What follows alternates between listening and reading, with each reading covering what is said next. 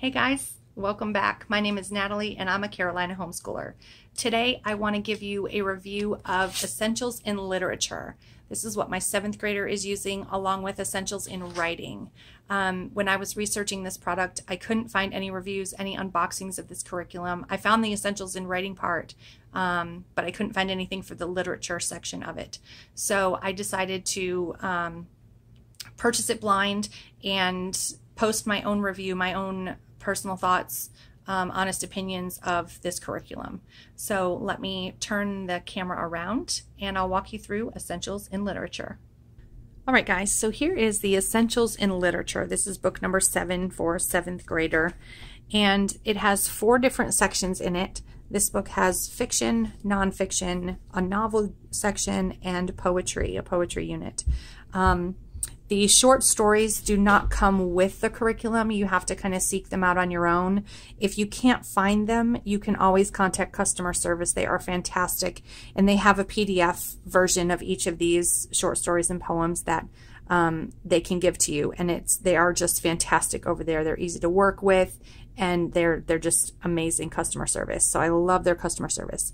The novel Roll of Thunder, Hear My Cry, that did come with the curriculum, so that was really great. I didn't have to go find that. I didn't have to go purchase that separately. It came with this curriculum. In the back of the book, there are the DVDs, if it would focus here, the DVDs that are needed for most of the lessons, and I'll show you where it tells you when to use these throughout the curriculum. So let me jump into a typical lesson here. In the beginning, you'll start out with a meet the author. It's having trouble focusing.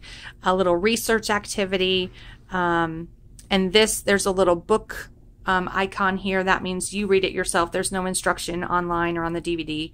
But when you see this little play button, that means you need to pop in the DVD, and the instructor will go through the information that's in the textbook. In this case, he'll go over the conflict, talking about analyzing literature and the vocab and what you need to do. And he is very thorough. He goes over everything, explains what you need to do, and explains it in a lot of detail and gives you examples as well. So he's really, really great. The next section is a little bit about the background of the story and the time frame that it was written, what's going on, and then making life connections. That might be like just discussing what's happening, or have you ever been in a situation like this, or and then just discussing it with your student, that type of thing. The next thing is, as you're reading the book, you're going to go through and make predictions. You know, what is happening? What do you think will happen next? What's your prediction? Was it correct when you're finished reading? So there's always some sort of chart here to fill out.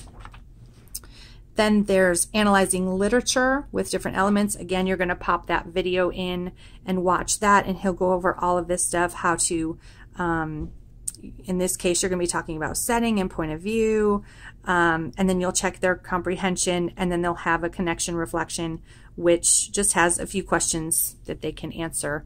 But again, the instructor will go over all of this, and he's very, very thorough. After you read, there's a little bit of activities. In this case, there's an art project. There's a physical activity you can do. And he'll talk more. Again, pop that video in. He'll talk a little bit more. In this case, they're working on imagery. And then at the end, there's a writing connection. And this is where they want the student to write a paragraph based on what they've learned throughout the lesson and try to use that literature element. In this case, it's imagery. So they need to put some imagery into their writing. So that's that. And then at the end of each lesson, or chapter, I guess you'd say, there's an independent practice, and this covers everything they learned within that lesson. So there's always some sort of chart or graph or something that they have to fill out. There's some comprehension questions, multiple choice questions. There's that vocabulary pops back up there, so you know your students need to know the definitions. There's some figurative language questions based on what they were talking about. In this case, again, it was imagery. And then at the very end of each section, there's a written response. So you have to write, or the student has to write, a short response and an extended response. And the instructor goes over exactly how, and it also states in the book here exactly what they're looking for, exactly what's needed in those responses. And it also tells you the point system so you can, you know, easily grade this. And that's pretty much it for each section. It's basically the same. It goes through the same kind of content. Might be a little different here and there, but for the most part, it's the same content. But the instructor is fantastic. He's very thorough. He gives great examples. He'll walk you through it.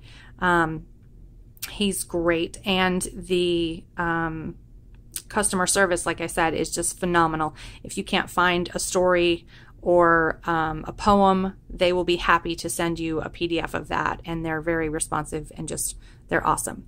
So that is a walkthrough of Essentials in Literature. So far we love it. We're only a few lessons in, but so far it's working great. And we also love the Essentials in Writing that goes along with that. So if you'd like to see a review on that, I can certainly do that. Just leave it in the comments below. I will also put a link to Essentials in Literature down below.